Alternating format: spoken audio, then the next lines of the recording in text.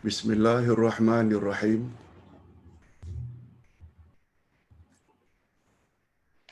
Alhamdulillah nahmaduhu wa nasta'inuhu wa nastaghfiruh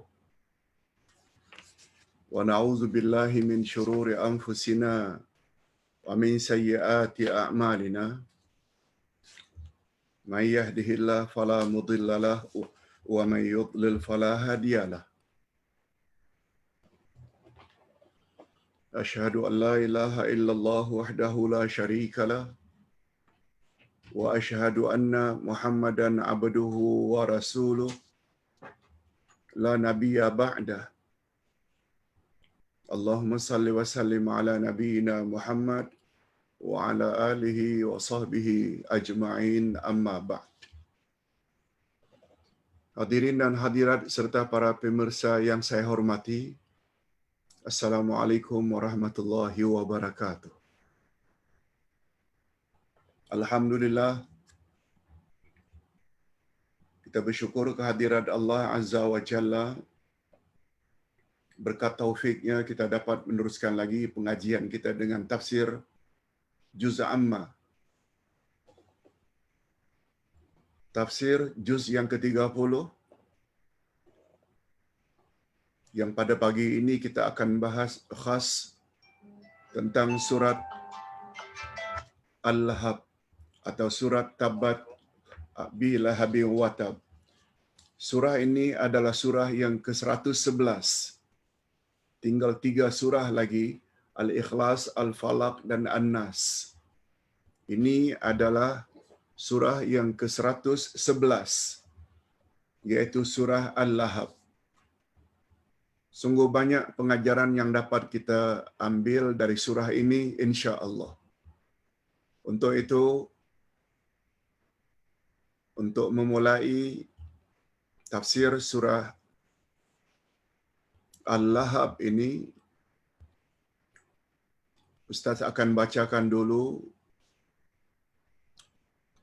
firman Allah yang terdiri dari 5 ayat dari surat Al-Lahab. A'udzubillahi minasyaitonirrajim. Bismillahirrahmanirrahim. Tabbat yada abi lahabin wa tab. Ma aghna anhu maluhu wa ma kasab. Sayasla naran dhata lahab.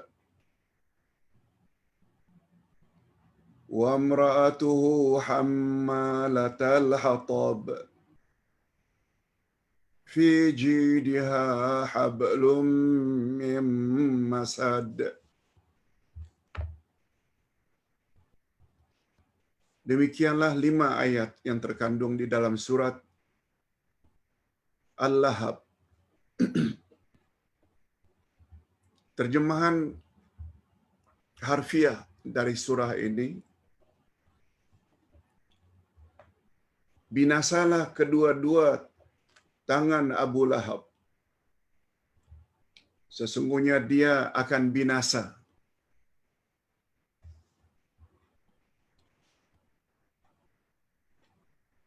Tidaklah berfaedah kepadanya harta bendanya dan apa yang dia usahakan.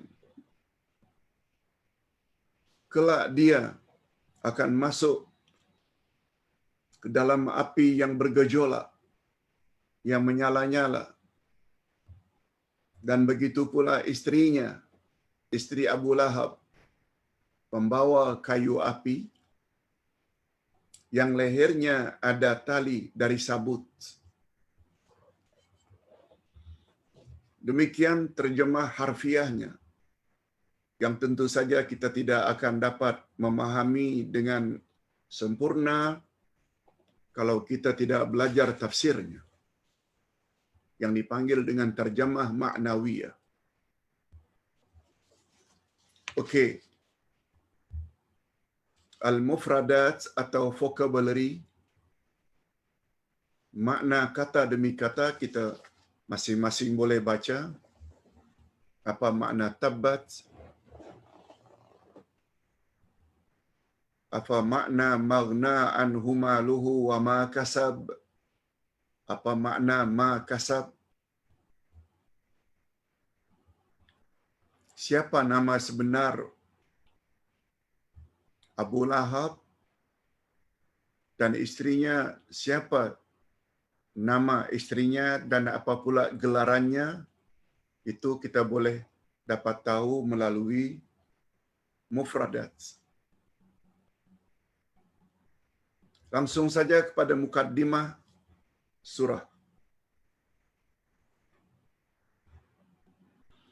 Surah ini terdiri dari 5 ayat. Termasuk ke dalam kelompok surah Makkiyah. Diturunkan di Mekah atau sebelum Nabi hijrah ke Madinah. Diturunkan sesudah surat Al-Fath. Nama Al-Lahab diambil dari perkataan Al-Lahab yang terdapat pada ayat yang ketiga dari surah ini, yang artinya gejolak api. Nama surah, selain namanya surah Al-Lahab, surah ini juga dinamakan dengan surah Al-Masad, yang artinya sabut. Surah ini dipanggil juga dengan surat Tabbat, surat Tabbat, yang artinya binasa dan rugilah. Dan selain itu namanya juga surat Al-Lahab, yang artinya bernyala-nyala. Munasabah surah. Apakah munasabah surah? Apakah hubung kait antara surah ini Al-Lahab dengan surah sebelumnya An-Nasr, Idza jaa nasrullahi wal fath? Apakah hubung kaitnya? Ini dia.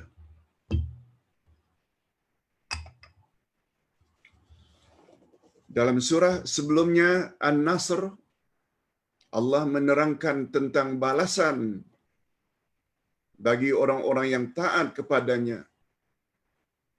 Apa balasannya? Nasrullah, pertolongan Allah, kemenangan dalam perang Badar. Wal fath, dapat diambil balik kota Mekah, Fathu Mekah. Dan yang ketiga, balasan daripada Allah terhadap orang yang baik, yaitu sungguh banyak manusia masuk Islam secara berduyun-duyun.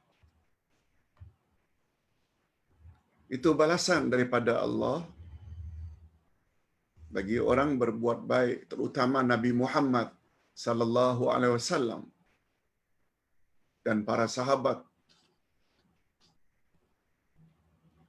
Nah, di dalam surat Tabbat pula ia menceritakan balasan untuk orang yang jahat, balasan untuk orang yang tidak baik.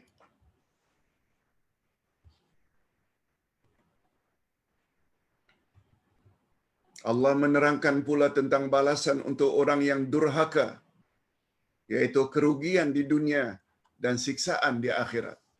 Seperti sikap Abu Lahab, walaupun beliau uncle atau pakcik Nabi Muhammad sallallahu alaihi wasallam.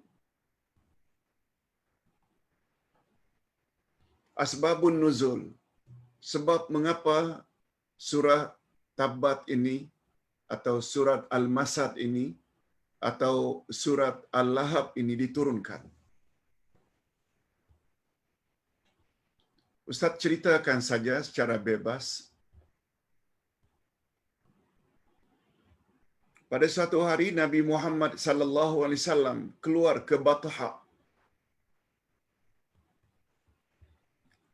Batha ini nama satu bukit di kota Makkah. Setelah baginda diangkat menjadi rasul, Baginda naik ke atas bukit, diikuti oleh masyarakat Mekah.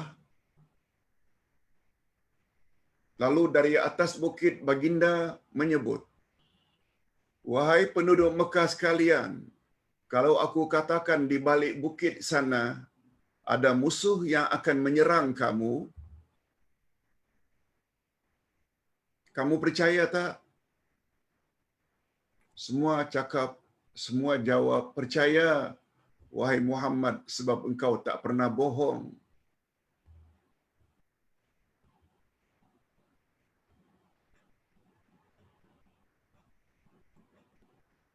Setelah mendapat jawaban itu, memang Nabi tak pernah bohong pun sejak kecil lagi. Sebab beliau telah mendapat gelaran Muhammad Al-Amin sejak dari kecil lagi. Setelah itu Nabi Muhammad sallallahu alaihi wasallam coba menyampaikan perkara yang sebenarnya. Sesungguhnya aku telah diutus oleh Allah. Sesungguhnya aku telah diutus oleh Allah yang sangat dahsyat siksaannya untuk memberi peringatan kepada kamu sekalian. Tahu tak kamu? Percaya tak kamu?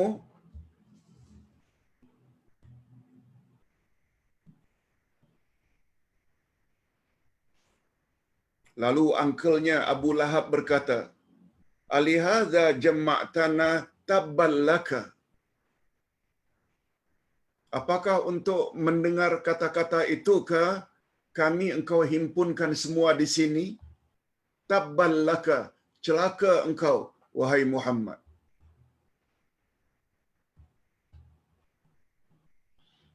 Maka sempena perkataan angkelnya Abu Lahab mengatakan Nabi Muhammad itu celaka, binasa, rugi, turun ayat ini.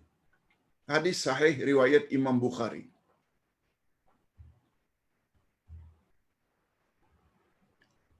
Langsung Allah Subhanahu wa taala jawab, "Tabbat yada abi lahabin wa tab." Sungguh celakalah kedua-dua tangan Abu Lahab. Bukan Muhammad yang celaka, tapi engkaulah yang celaka. Seolah-olah macam itu. Nah, dalam riwayat yang lain,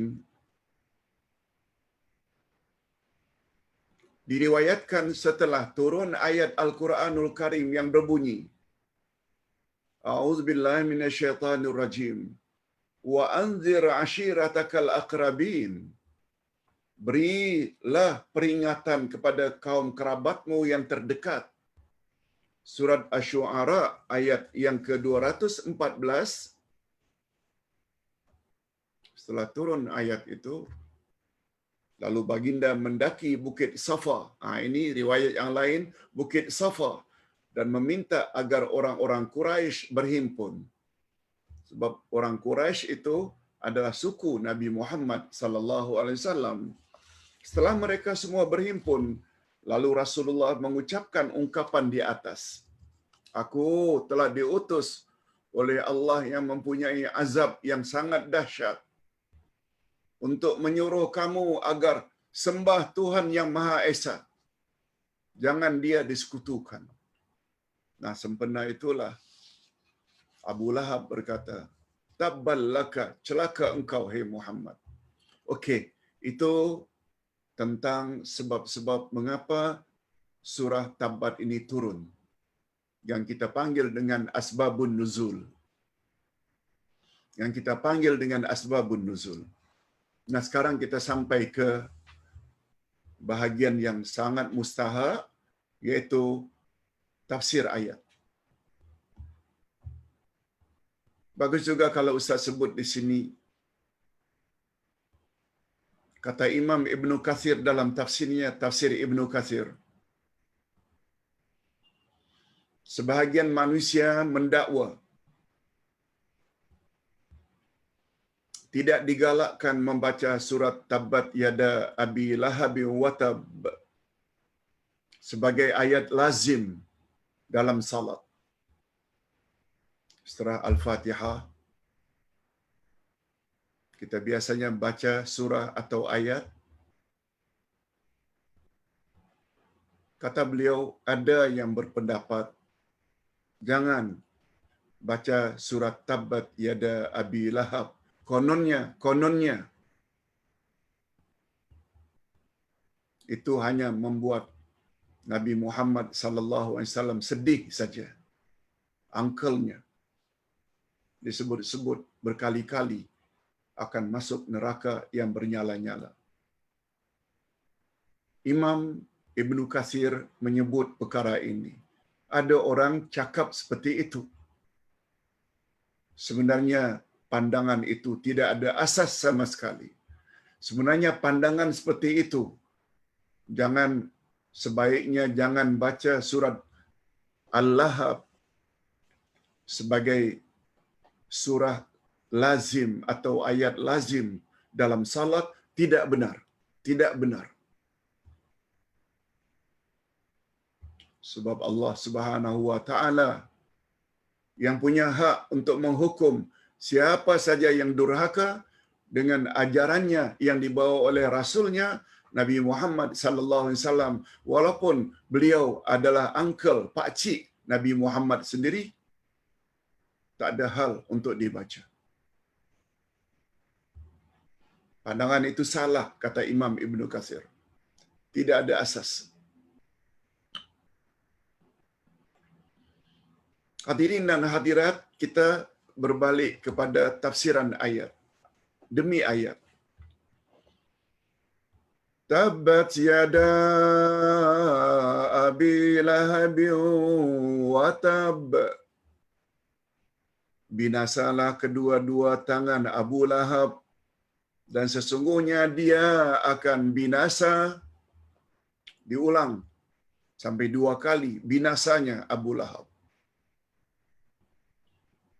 Imam Al-Maraghi berkata, coba dengar apa pandangan Imam Al-Maraghi,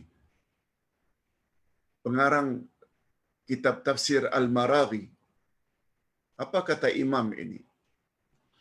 Ayat di atas mengandungi kutukan atau doa ke atas Abu Lahab. Ingat ya,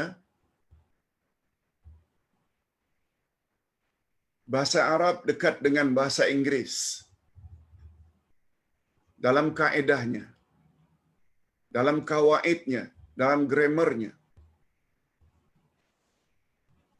Tidak ada dalam bahasa Melayu, yaitu adanya to be, look for, look after, look at.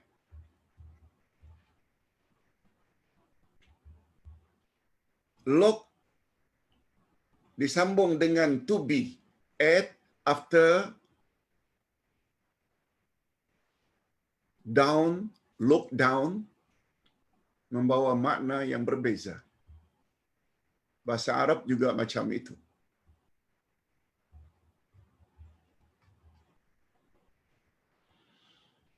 Kalau da'a yad'u li, maknanya doa kebaikan. Tapi bila da'a yad'u ala, ke atas, dia membawa makna doa keburukan.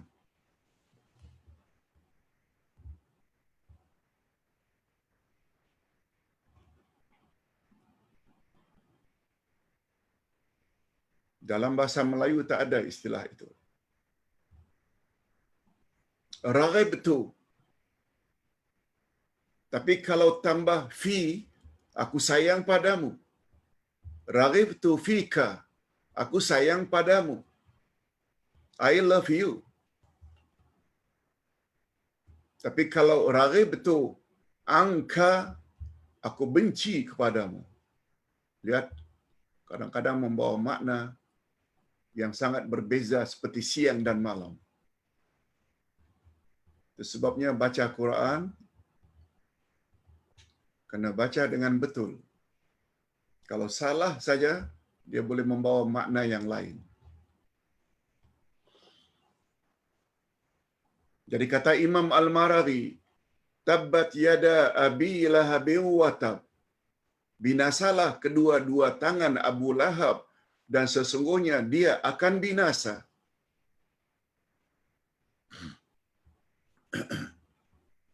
Ayat ini mengandungi kutukan atau laknat atau doa ke atas Abu Lahab. Ke atas, bukan untuk.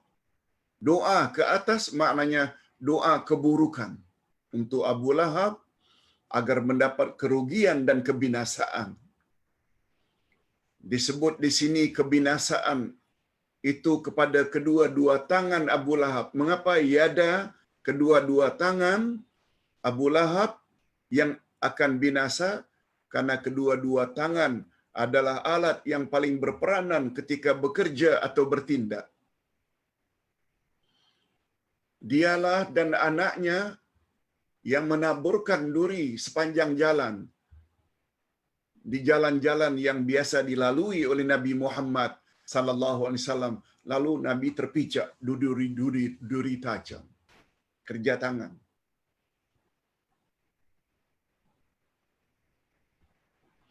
Dia jugalah yang pernah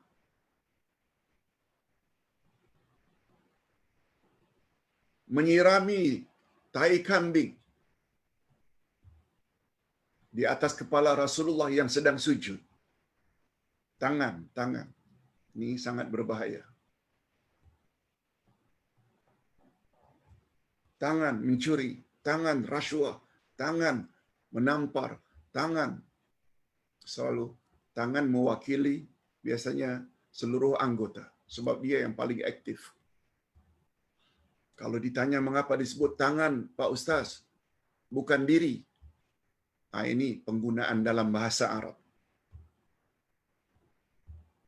Disebut di sini kebinasaan itu kepada kedua tangan Abu Lahab karena kedua-dua tangan adalah alat yang paling berperanan ketika bekerja atau bertindak.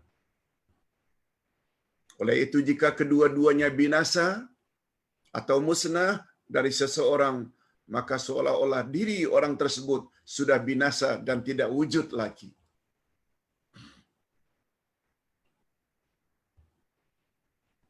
Ungkapan pertama, tabbat yada Abi Lahab, binasalah kedua-dua tangan Abu Lahab, mengandungi doa kebinasaan dan kehancuran. Sedangkan ungkapan kedua yaitu watab, tabbat dengan watab maknanya sama. Kalau yang pertama mengandung doa kebinasaan, sedangkan ungkapan yang kedua watab dan sesungguhnya dia akan binasa, mengandungi berita daripada Allah bahwa doa tersebut pasti akan berlaku. Yaitu Abu Lahab pasti rugi di dunia dan di akhirat. Di dunia dan di akhirat. Kita tengok pula pandangan imam mazhab atau imam tafsir yang lain. Syekh Al-Jazairi. Apa kata beliau? Kesan daripada doa kebinasaan di dalam ayat di atas. Akhirnya Abu Lahab binasa disebabkan oleh sejenis penyakit yang sangat ditakuti pada zaman itu, yang dipanggil dengan maradul adasah. Marad, sakit, adasah itu nama penyakit, yaitu semacam ta'un, penyakit wabak. Mayatnya ketika dia mati ditanam setelah 3 hari kematiannya. Bau mayatnya sangat busuk. Oleh itu anak-anaknya memandikan jenazah ayahnya sambil menyiram air dari jarak yang jauh. Tak boleh dekat. Tak tahan dengan bau busuk mayat bapaknya. Karena bimbang dijangkiti penyakit tersebut yang mereka anggap sejenis penyakit ta'un atau wabak. Na'udzubillahi min dzalik.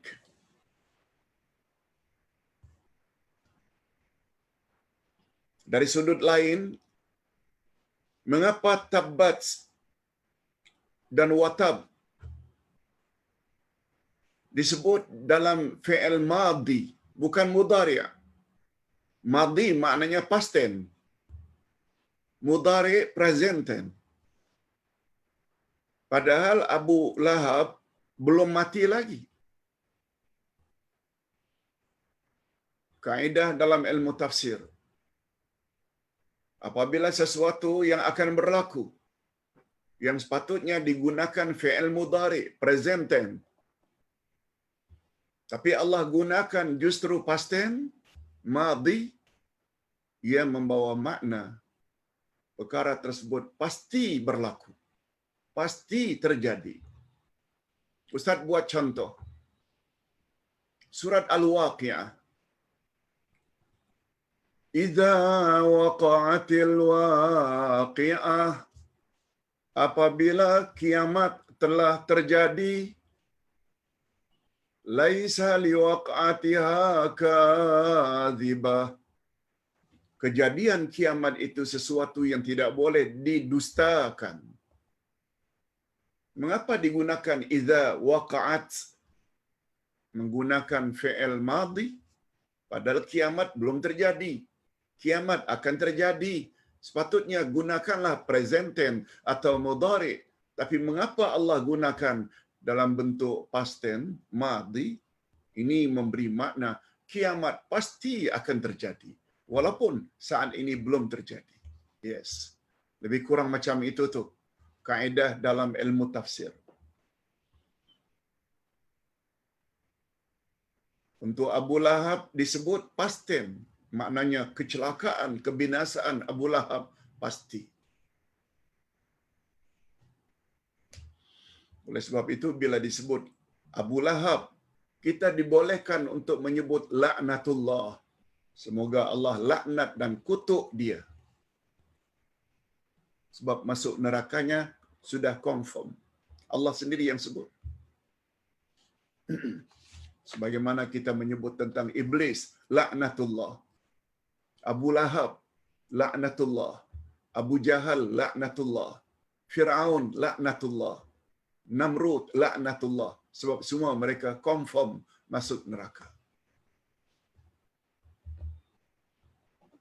Ma aghna anhu maluhu wa ma kasab. Tidaklah berfaedah kepadanya harta bendanya dan apa yang dia usahakan.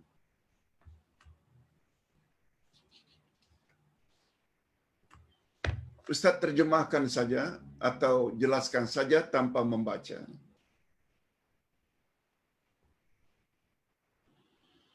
Allah Subhanahu wa taala sebut di sini harta Abu Lahab dan apa yang diusahakannya tidak berfaedah baginya.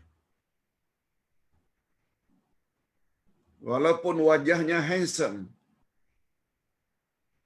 Abu Lahab nama asalnya adalah Abdul Uzza.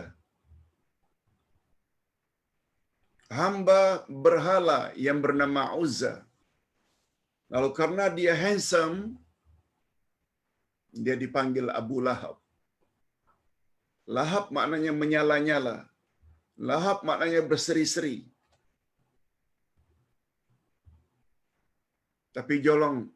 Tapi tolong ya,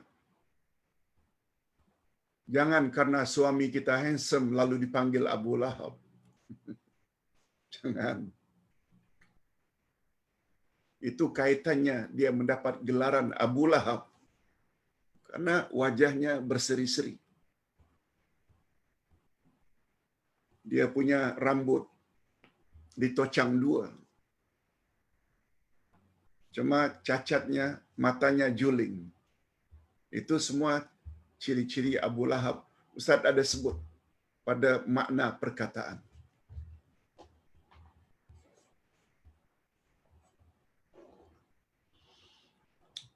Dia punya status orang yang terpandang di zamannya. Dia banyak harta. Dia juga banyak pengikut.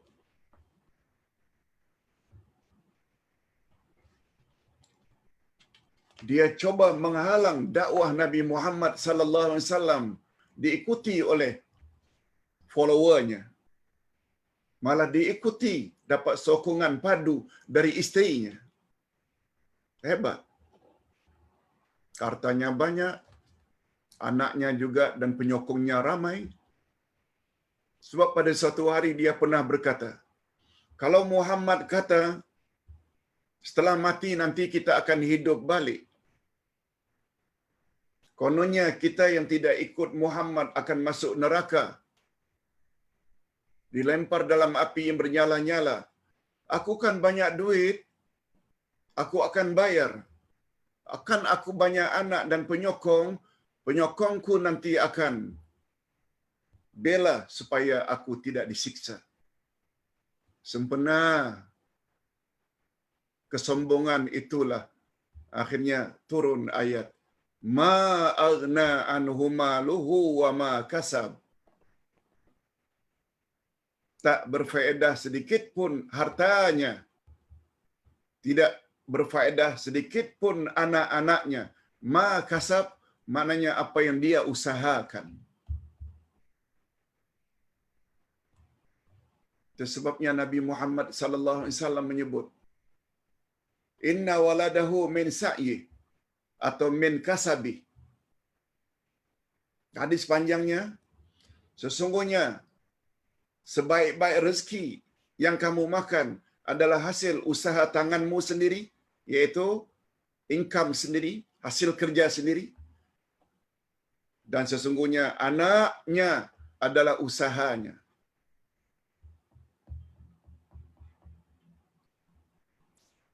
Itu sebabnya Nabi sallallahu alaihi wasallam bersabda, apabila mati anak cucu Adam semuanya terputus kecuali 3.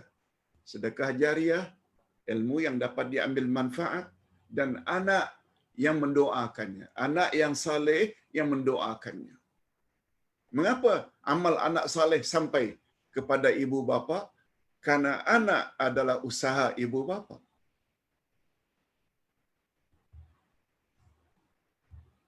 Mereka dibimbing, mereka dipelihara, semuanya itu usaha mak bapak.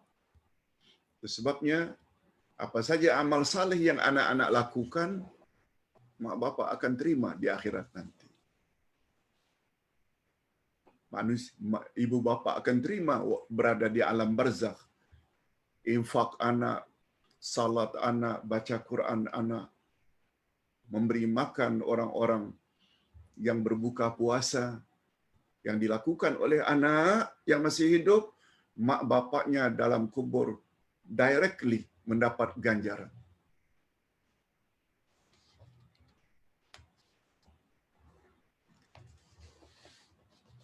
Okey. Kita lihat muka surat 466.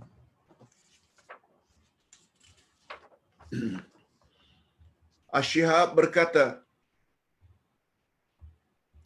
menurut riwayat yang paling sahih bahawa Abu Lahab mempunyai 3 orang anak. 2 daripadanya memeluk Islam.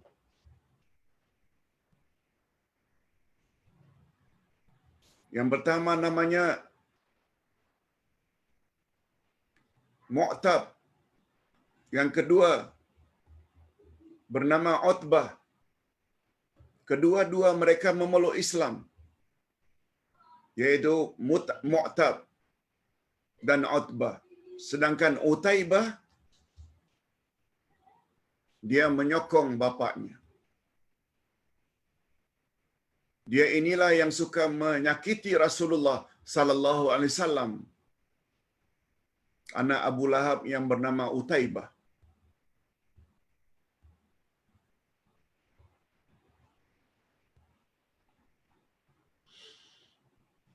Padahal mereka sepupu.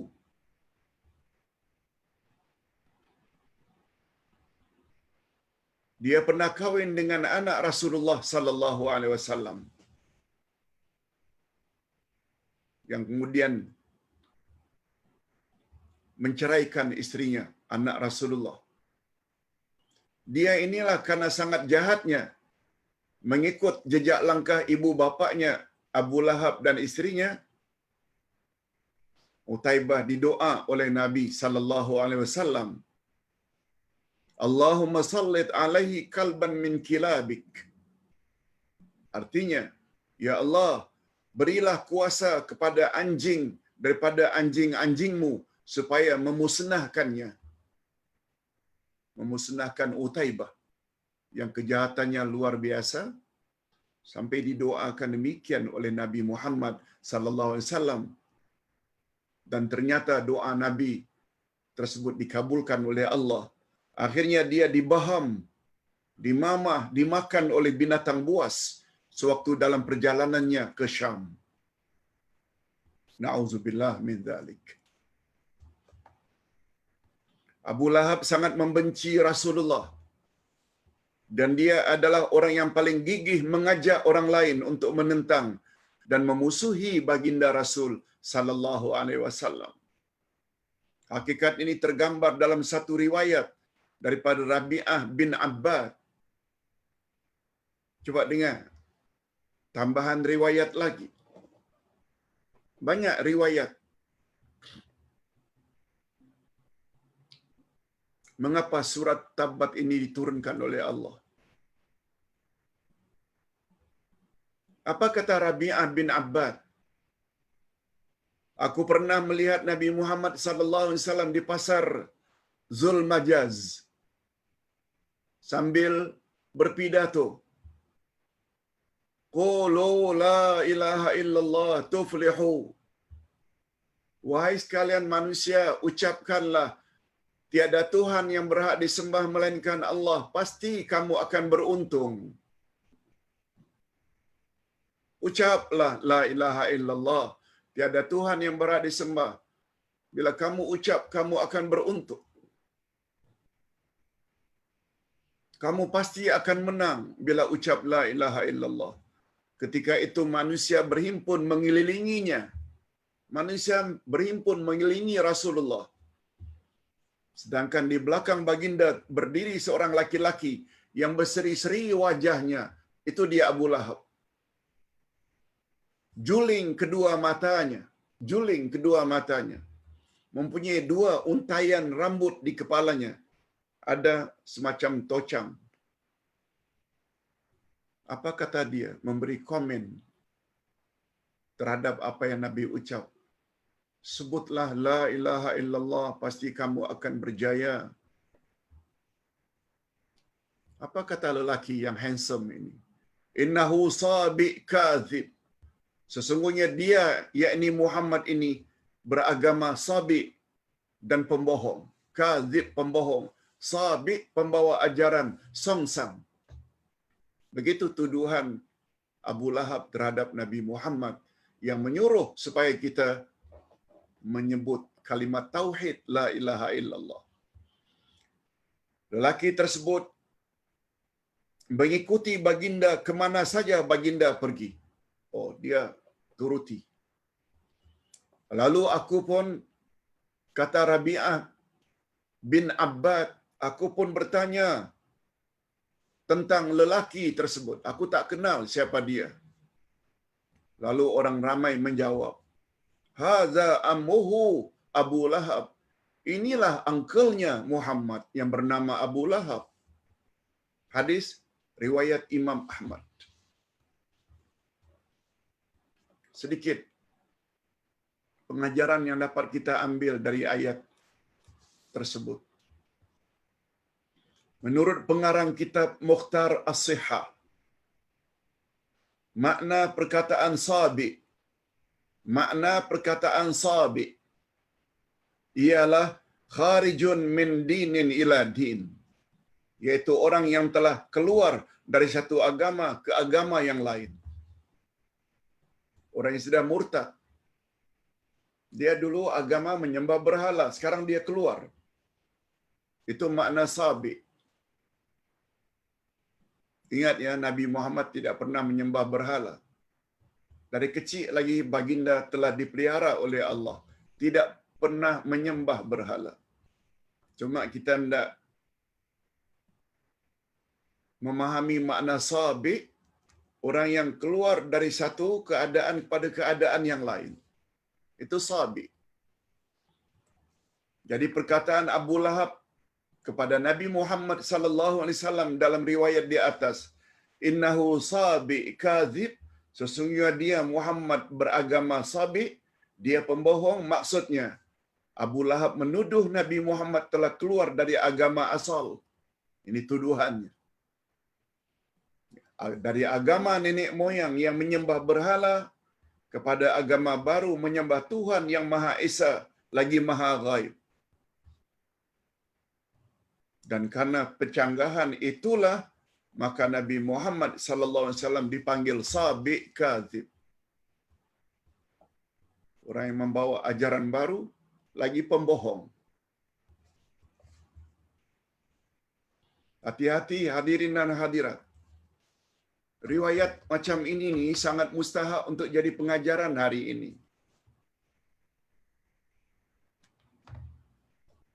Apa dia pengajaran, Pak Ustaz? Kita yang selama ini ikut nenek moyang dalam beragama, dalam berakidah, dalam beriktikad, dalam beramal ibadat, cara beribadat, tiba-tiba ada orang yang datang bawa akidah yang murni tauhidnya, melarang kita jangan buat syirik dan khurafat, mengajar kita satu amalan yang ada sumbernya dari Nabi secara sahih, berbeza dengan amalan biasa. Kita juga akan katakan ini ajaran baru. Itulah yang dimaksudkan sabi. Betulkah Nabi Muhammad sallallahu alaihi wasallam sabi, pembawa ajaran songsang? Betul? Betul?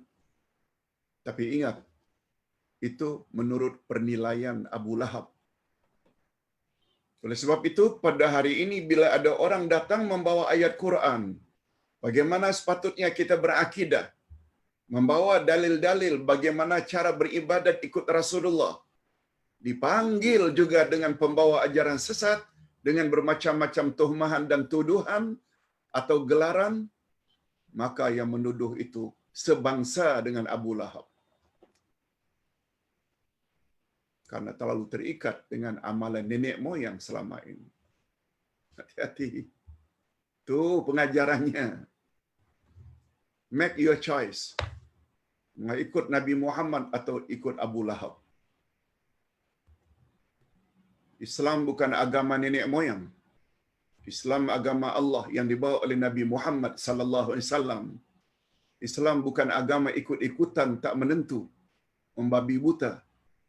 Islam adalah agama dalil dan hujjah. Diriwayatkan dalam riwayat yang lain, setelah Nabi Muhammad sallallahu alaihi wasallam menyampaikan ucapannya, lalu berkatalah lelaki-laki yang berada di belakangnya. Coba tengok. Laki-laki yang berada di belakangnya tadi, siapa dia? Uncle-nya Abu Lahab. Kita bacakan saja. Mengingat masa, hai Bani Fulan, orang ini Muhammad menginginkan agar kamu meninggalkan berhala Lata dan berhala Uzza, juga agar kamu memutuskan perjanjianmu dengan para jin dan Bani Malik bin Uqais. Dia mengajak kamu kepada bid'ah, perkara-perkara yang direka-reka baru, wujud sebelumnya, yang tidak wujud sebelumnya. Dan dalalah, dia membawa kepada kesesatan. Oleh sebab itu, jangan kamu dengar dia, jangan ikuti ajarannya. Lalu aku, kata Rabi'ah bin Abbad, bertanya kepada ayahku, siapakah dia itu yang cakap seperti itu terhadap Muhammad? Pembawa ajaran songsang, pembawa bid'ah. Lalu ayahku menjawab, itulah dia pamannya, pakciknya Abu Lahab. Pandai-pandai meletak diri. Jangan tuduh sembarang tuduh. Kalau orang yang awak dengar itu telah bawa ayat Quran, hadis Nabi, lalu dikatakan sesat, exactly, itu adalah follower Abu Lahab. Ini pengajarannya. Lalu macam mana nasib Abu Lahab? Saya selanar zata lahab. Kelak dia akan masuk ke dalam api yang bernyala-nyala. Ini confirm. Tempat Abu Lahab confirm pasti dalam neraka. Di dalam ayat ini Allah menegaskan bahawa Abu Lahab akan masuk api neraka yang bergejolak dan merasakan panasnya azab neraka sebagai balasan setimpal daripada Allah di akhirat nanti akibat penentangannya terhadap kebenaran yang dibawa oleh Nabi Muhammad sallallahu alaihi wasallam. Nah, sekarang kita berpindah kepada istrinya pula. Wa imra'atuhu hammalatal hatab. Dan begitu pula istrinya pembawa kayu api, pembawa kayu bakar. Siapa nama istri Abu Lahab? Apa gelarannya? Apa yang dimaksudkan dia sebagai pembawa kayu bakar? Ini dia penjelasannya. Istri Abu Lahab yang bernama Arwa binti Harab bin Umayyah. Dia adalah saudara perempuan Abu Sufyan. Dia adalah saudara perempuan Abu Sufyan, adik-beradik. Abu Sufyan di masa jahilnya setaraf dengan Abu Lahab, setaraf dengan Abu Jahal. Beliaulah yang menjadi pemimpin dalam perang Uhud untuk memusnahkan Nabi Muhammad di Madinah. Abu Sufyan. Saudara Abu Sufyan perempuan namanya Arwa, yang mendapat gelaran Ummu Jumail. Jumail dari kata Jamilah, cantik, karena dia sangat cantik. Suaminya handsome, istrinya Urwa mendapat gelaran pula sebagaimana Abdul Uzza mendapat gelaran Abu Lahab karena handsome-nya. Urwa mendapat gelaran Ummu Jumail, yaitu wanita yang jelita. Allahu Akbar. Itu sebabnya jangan bangga sangatlah dengan kehandsomanmu. Jangan bangga sangatlah dengan kejelitaanmu. Sebab orang yang confirm masuk neraka ni, coba lihat, orang handsome juga. Orang jelita juga. Sebabnya kata Nabi dalam satu hadis, "Innallaha la yanzuru ila suwarikum wa amwalikum." Allah tidak lihat pada wajahmu dan tidak lihat pada hartamu. Walakinallah yanzuru ila qulubikum wa a'malikum. Yang Allah lihat adalah hatimu, yakni iman, wa a'malikum, dan amalmu, ketaatan, kepatuhanmu. Walaupun kita tidak begitu cantik, walaupun kita tidak begitu handsome, bersyukurlah karena kita ada iman dan takwa. Dia mendapat gelaran Ummu Jumail. Dia penyokong kuat suaminya Abu Lahab untuk memusuhi Nabi Muhammad. Oleh itu dia pula lah kelak yang akan membawa kayu bakar untuk menolong membakar suaminya dalam neraka agar bertambah siksanya. Oh. Dia nanti akan bawa api neraka untuk membakar suaminya. Karena apa? Karena dia dulu menolong suaminya dalam kebatilan. Ibnu Al-Jauzi berkata, hammalatal hatab, pembawa kayu bakar, mempunyai 4 makna. Pertama, penyebar fitnah dan permusuhan. Kan kita selalu gunakan istilah pembawa kayu api. Pembawa yang suka menyebarkan fitnah, memarakkan lagi permusuhan. Itu dia hammalatul hatab. Yang kedua, dia menabur duri pada jalan di waktu malam, di jalan-jalan yang biasa dilalui Rasulullah. Hammalatul hatab. Itu juga membawa makna menaburkan duri-duri di tempat yang biasa dilalui oleh Rasulullah. Dia membawa dosa dan kesalahan. Itu juga membawa makna hammalatul hatab. Dia menghina Rasulullah karena kefakirannya. Lalu ketika dia mencari kayu bakar, maka dia pun dihina karena perbuatan tersebut. Cuma pandangan yang keempat ini dikatakan tidak kuat. Sebab kurang tepat. Sebab Ummu Jumail ini adalah cantik. Dia kaya. Dia dikatakan mempunyai kalung yang sangat mahal.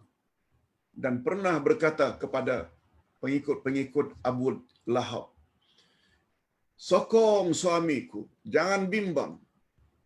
Kalau perlu rantaiku yang mahal ni aku gadai untuk membiaya kamu. Yang penting sokong suamiku Abu Lahab untuk menghancurkan Muhammad." Nah, sebabnya pandangan yang ketiga dia mencari kayu api itu pendapat yang kurang kuat. Ini disebut. Dia pernah berkata, Ummu Jumail mempunyai rantai yang besar lagi cantik yang menjadi kebanggaannya. Dan dia pernah berkata, la unfiqannaha fi adawati Muhammad. Kalau perlu aku akan jual rantaiku yang mahal ini. Asal saja kamu sokong suamiku Abu Lahab untuk memusuhi Muhammad. Hadirin dan hadirat serta para pemirsa yang saya hormati. Daripada Asma binti Abu Bakar. Bukan bin ya, minta maaf. Ada sedikit kekeliruan. Asma ini adik daripada Siti Aisyah. Aisyah itu kakaknya. Sepatutnya Asma binti, bukan bin. Binti ini daughter. Anak perempuan, semua kita tahu. Bin, son. Asma binti Abu Bakar berkata setelah surah Kattabat yada Abi Lahab wa Tab diturunkan. Ini satu lagi hal yang sangat menarik. Begitu Ummu Jumail, isteri Abu Lahab, mendengar ada surah yang baru diturunkan tentang kecelakaan suaminya dan dirinya sendiri, pada satu hari ketika Nabi Muhammad sallallahu alaihi wasallam dan Abu Bakar duduk di dalam Masjidil Haram, datang Ummu Jumail dengan membawa batu.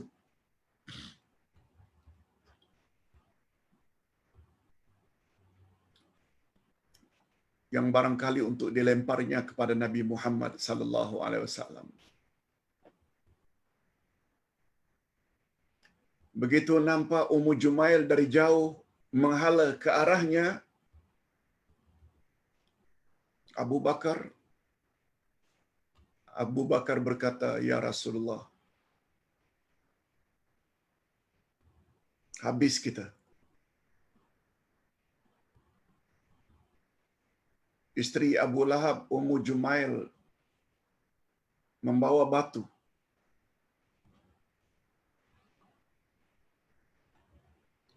"Hati-hati, ya Rasulullah," kata kata Abu Bakar.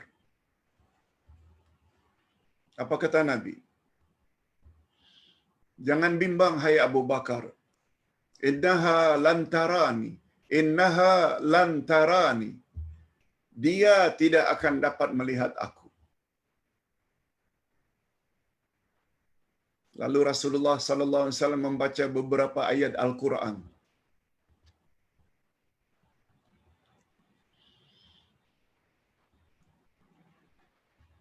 Lalu Ummu Jumail dekat, lagi dekat, lalu berkata kepada Abu Bakar As-Siddiq. Apa kata Ummu Jumail, isteri Abu Lahab, kepada Abu Bakar?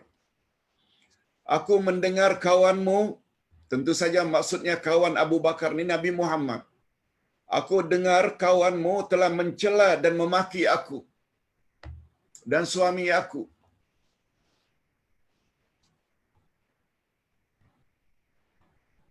Lalu Allah Subhanahu wa taala halang penglihatannya sehingga dia Ummu Jumail tidak dapat melihat Rasulullah sallallahu alaihi wasallam berkat ayat-ayat Quran yang dibaca oleh baginda tadi.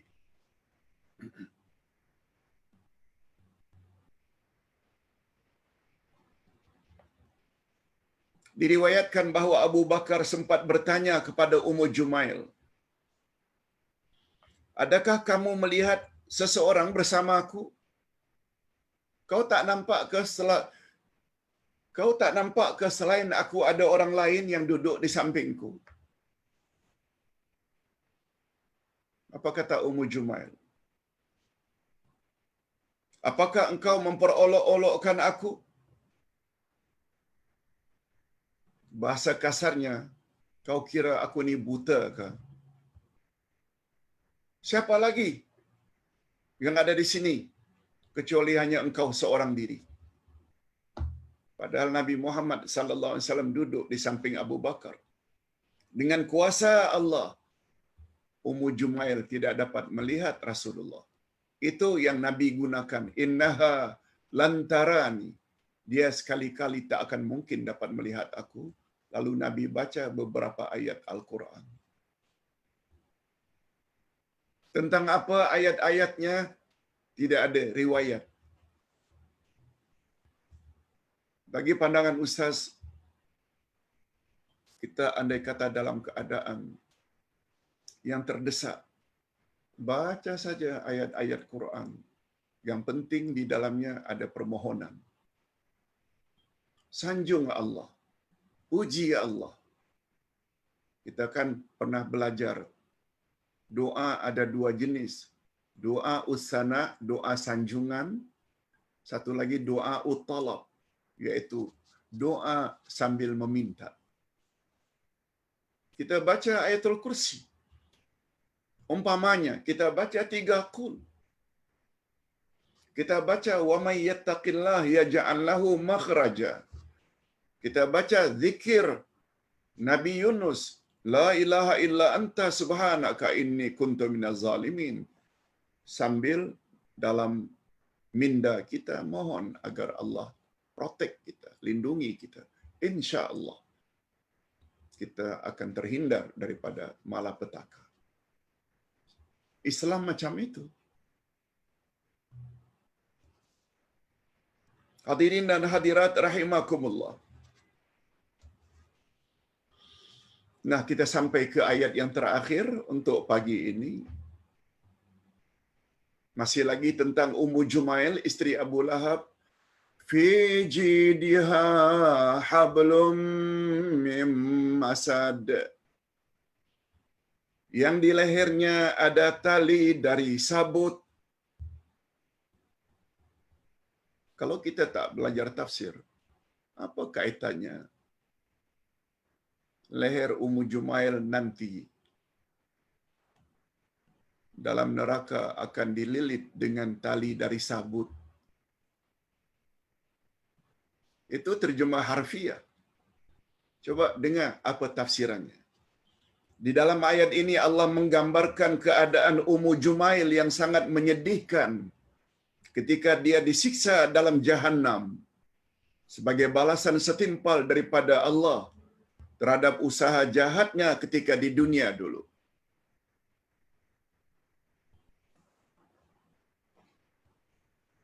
Itu sebabnya ibu-ibu, hadirat sekalian,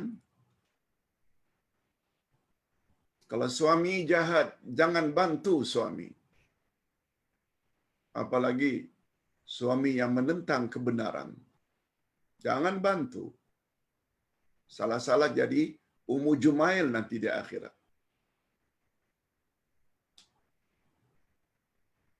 Apalagi Allah menyebut dalam ayat 3 surat Al-Maidah, wa ta'awanu 'alal birri wa taqwa wa la ta'awanu 'alal itsmi wal 'udwan. Janganlah kamu bertolong-tolongan. Maaf, Ustaz ulang, bertolong-tolonganlah di dalam kebaikan dan takwa.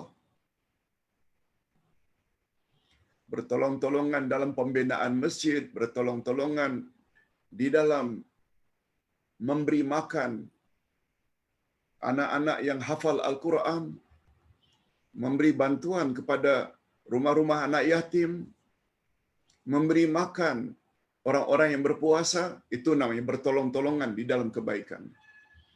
Bertolong-tolongan dalam penyampaian kebenaran, tolong.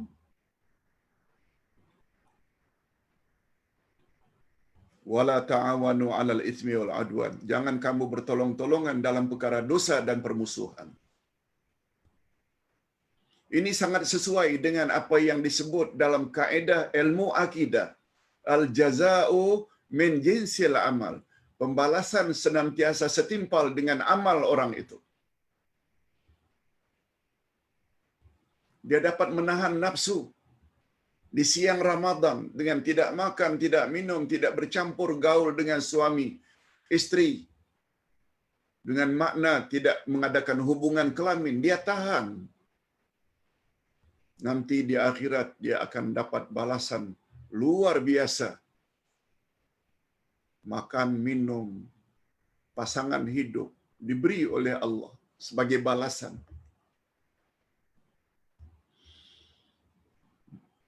Demikian juga sebaliknya. Andai kata seseorang itu menentang kebenaran selagi hayatnya di kandung badan, sebagaimana yang dibuat oleh Abu Lahab dan Ummu Jumail, balasan setimpal akan mereka terima nanti di akhirat. Bukan di akhirat saja, di dunia lagi. Nama Abu Lahab disebut-sebut sebagai orang yang akan mendapat laknat daripada Allah. Di akhirat menunggu neraka Jahannam. Na'udzubillah min dzalik. Itu sebabnya selagi hayat di kandung badan, tolong seleksi amal-amal kita ni. Menjurus kepada kebaikan atau kejahatan. Kalau dah terlanjur, segera tobat.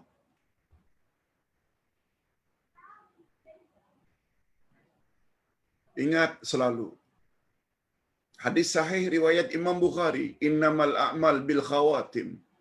Sesungguhnya amal yang paling menentukan nasibmu di akhirat adalah amal penamat. Sehingga muncullah satu kaedah, al-ibrah bi kamalin nihayah la bi naqsil bidayah. Yang menjadi ukuran di sisi Allah adalah kesempurnaan pada akhir hayatmu, bukan yang jadi ukuran serba kekurangan di masa mudamu. Alhamdulillah, dalam PKP setahun ini, kita dapat ikuti online majlis-majlis ilmu seumpama ini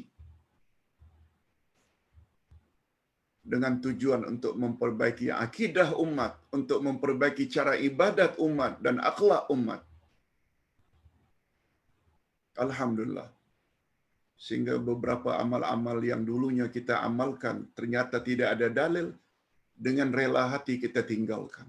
Kita buat cara yang baru.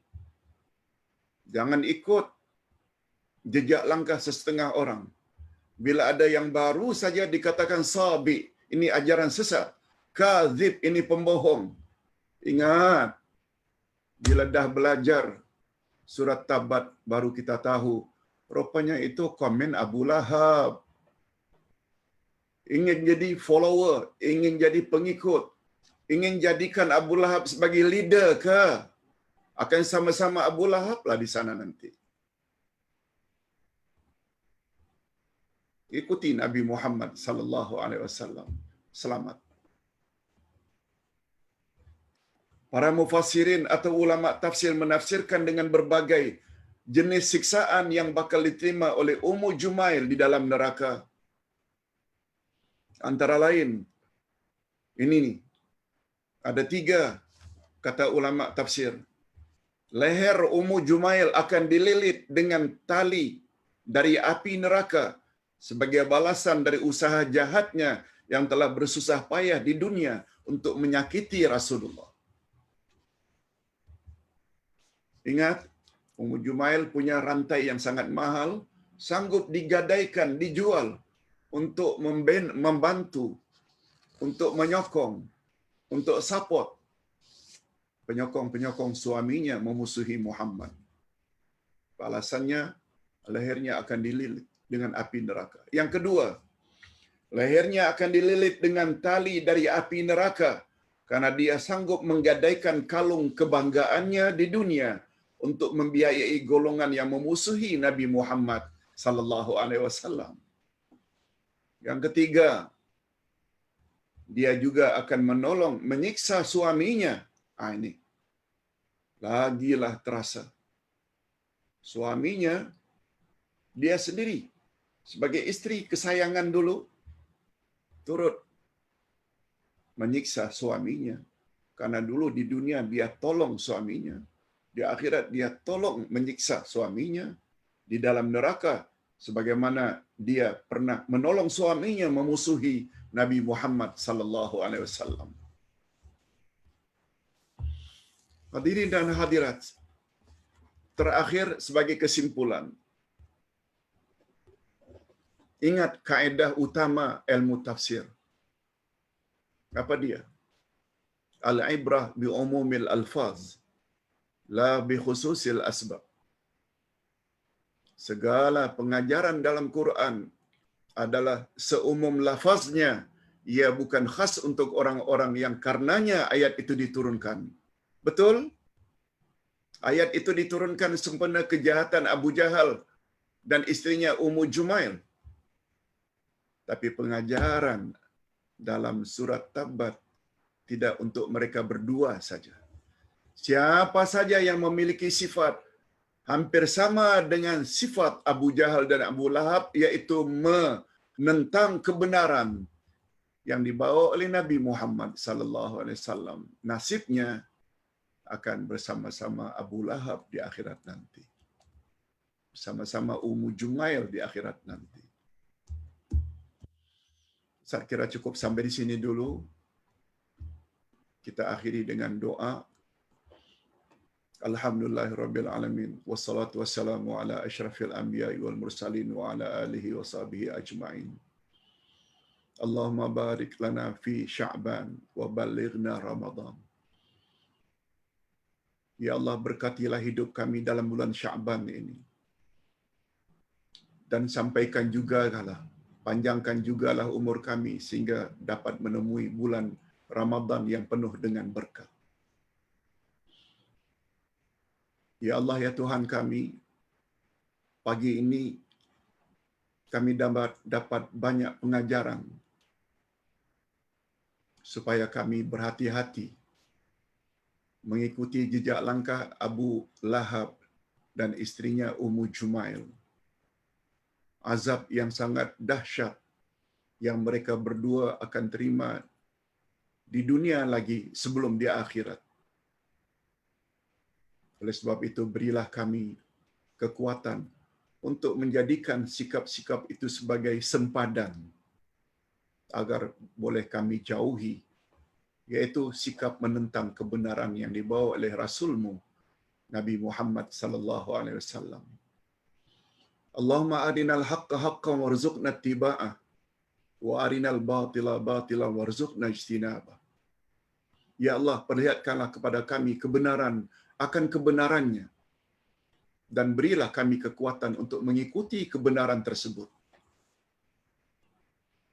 Sebaliknya juga perlihatkanlah kami, ya Allah, kebatilan akan kebatilannya dan beri kami kekuatan agar kami dapat menjauhkan kebatilan itu sejauh-jauhnya. Allahumma khtim lana bihusnil khatimah wa la takhtim alaina bisu'il khatimah. Ya Allah, akhirilah hidup kami dalam keadaan yang baik, akhir dalam iman dan amal saleh, dan tolonglah jangan Engkau akhiri kami dalam keadaan yang tidak baik, yaitu dalam syirik, khurafat, bid'ah, maksiat. Wa sallallahu ala nabiyyina Muhammad wa ala alihi wa sahbihi ajma'in.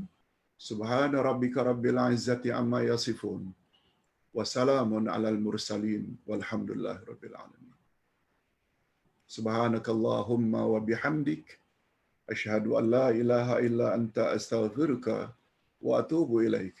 Assalamualaikum warahmatullahi wabarakatuh.